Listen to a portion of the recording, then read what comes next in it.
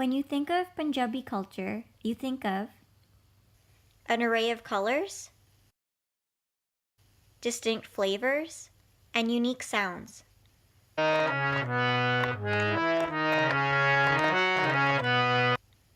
there is also silence.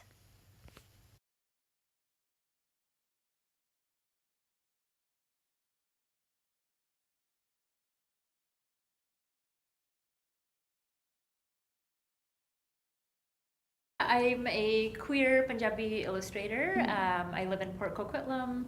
I was born in Surrey, grew up in Maple Ridge with my family there. Well, I'm 46 years old now. I'm a social worker and a counselor. I worked as a team leader and now I have my own private counseling practice. I'm the founder of Share Vancouver, which is a South Asian gay, lesbian, bisexual, transgender organization. We welcome everyone. Friends and allies are welcome.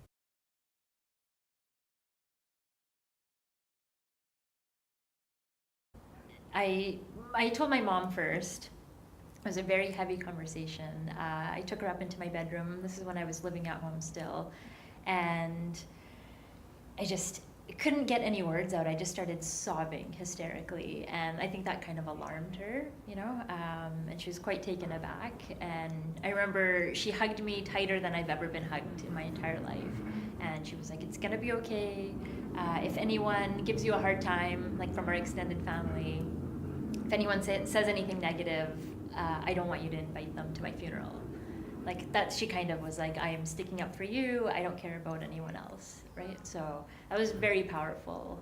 And then I think she told my dad, eased him into it over the next couple of days, and he was upset for a couple days maybe, and then I remember he sent me a text from work saying, they call me Jaggu, so he's like, "Jaggu, I love you.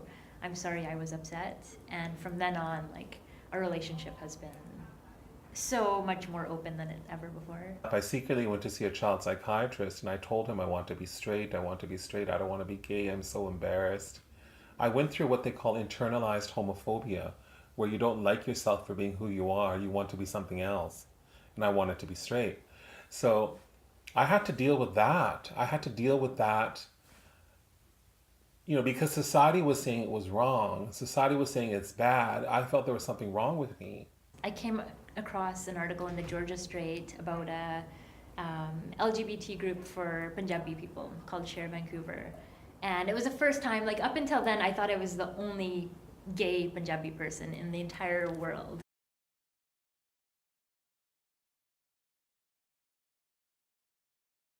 Right now, I feel like it's very divided. There's not much of an overlap. And actually, my wife and I just had a baby about 10 and a half months ago.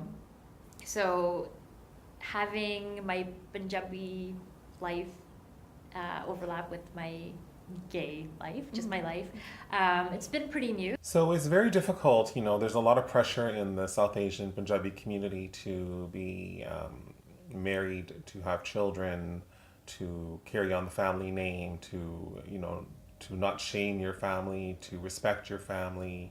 And then all of a sudden, when you come out as gay, it's almost as if that ideal kind of worldview that your parents have has gone down the tubes.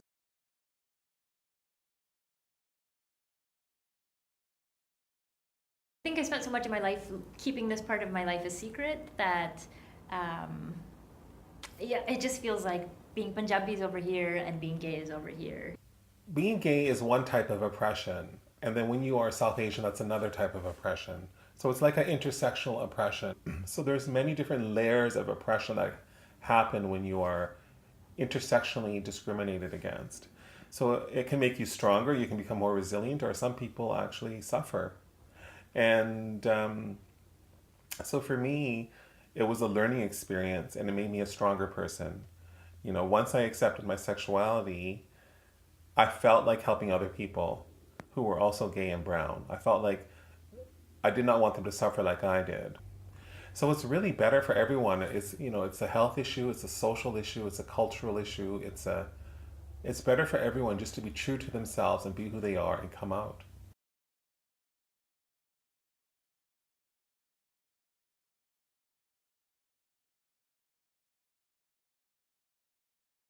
With my friends, I feel like I'm in a very protective bubble. Everyone is supportive. We all have, like, a lot of our friends are straight. They also have children, so it's not an issue anymore. I struggled a lot with it when I was a teenager or even in university. I was like, it was the same group of friends, but they would make comments like slightly homophobic comments without them even realizing it. And I struggled a lot because I didn't know how to just come out and tell them, right? My cousin, who's quite a bit younger than me, is like, oh, I hate Ellen, she's a lesbian. And me and my brother kind of gave each other a look like, ooh, this is awkward. Like, both of her cousins are gay. So I remember having a conversation with her and her brother, and I was like, you don't know how many of your friends might be gay, and they're too scared to tell you. And the more you call people gay as an insult or as a joke, that's hurting them. So I think it's just a matter of educating people, especially in the Punjabi community. Like I was saying with my parents, they didn't know two women can fall in love with each other. It's such a foreign concept. So when they see it, they see we're in a healthy, stable relationship. We have respect for each other. We're raising this amazing child. Like, that opens their eyes more, I think. According to the Sikh Guru Granth Sahib, the Sikh Bible, there's really nothing written against gay and lesbian people. It's one of the few major religions in the world that don't say anything bad about gay people. In fact, what it says in the Guru Granth Sahib is that when two people come together to get married, it is not two physical bodies that are getting married. There are two souls that are uniting as one. There are two souls that are coming together, and that soul is genderless. It is not male, it is not female, it's just two souls coming together. So what that says to me is that it doesn't matter if you're male or female. If you love each other and you're coming together, then that's all that matters.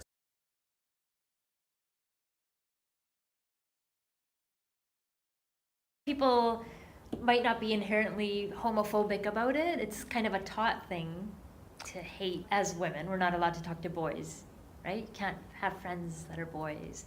And then you get to a certain age and it's like, oh, we have to get married now. We have to find you a husband.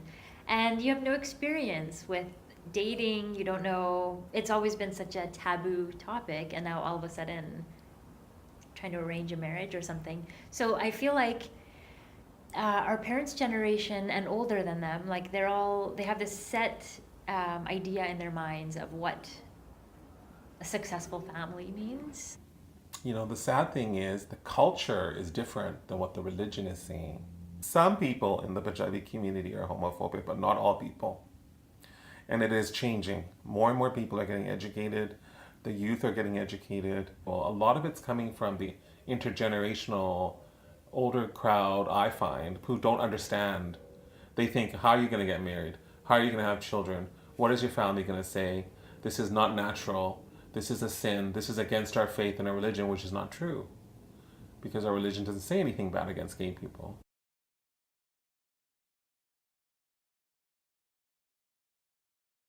So I grew up in a Sikh household. I don't practice it. I don't really believe in organized religion at all. So, but my parents do. They go to the Gurdwara every Sunday, very devout to that.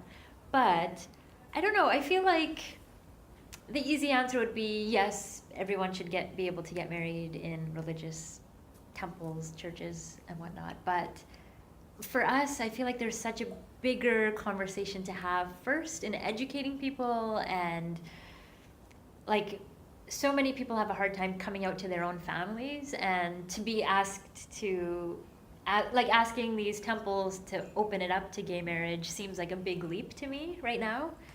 So I feel like there's lots of steps that need to occur to get there.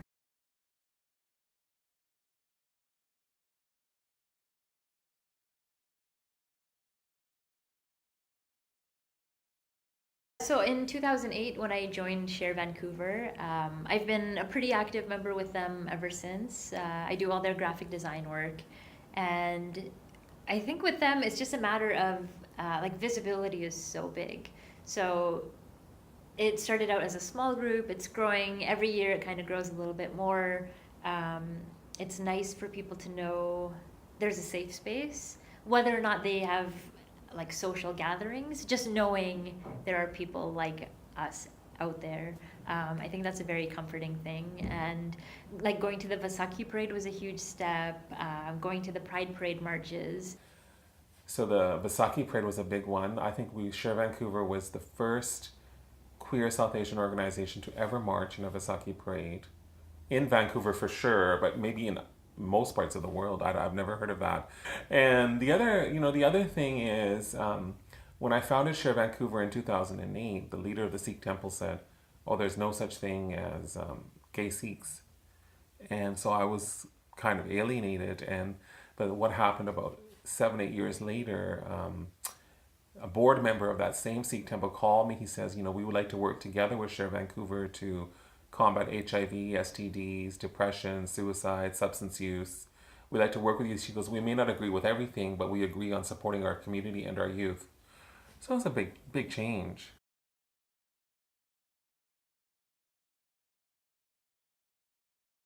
My organization, Share Vancouver, participates in the annual Vancouver Vaisakhi Parade. So I think by inviting us and including us in Sikh temple events and community events, and that shows visibly to the community that we are included. If an institution like the Sikh temple and the Gurdwaras and the priests come out and say, well, you're welcome, why don't you join us? We love you, we care about you, we want you to be healthy and have a happy life and be a good person.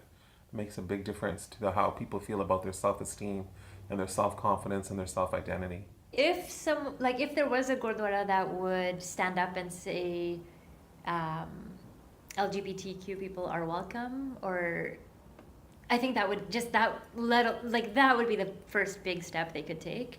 There's so many older people that go to the temples all day, just starting to teach them about it and having that conversation to educate them. Punjabi culture is incredibly diverse and colorful, but yet identities that embody these notions are excluded from dominant discussion. The diverse colors, tastes, sounds, and identities that make up Punjabi culture is what makes this culture so beautiful. LGBTQ plus identities have always been in South Asian communities. We must recognize that Punjabi and more broadly South Asian LGBTQ plus identities have always existed and will always continue to exist.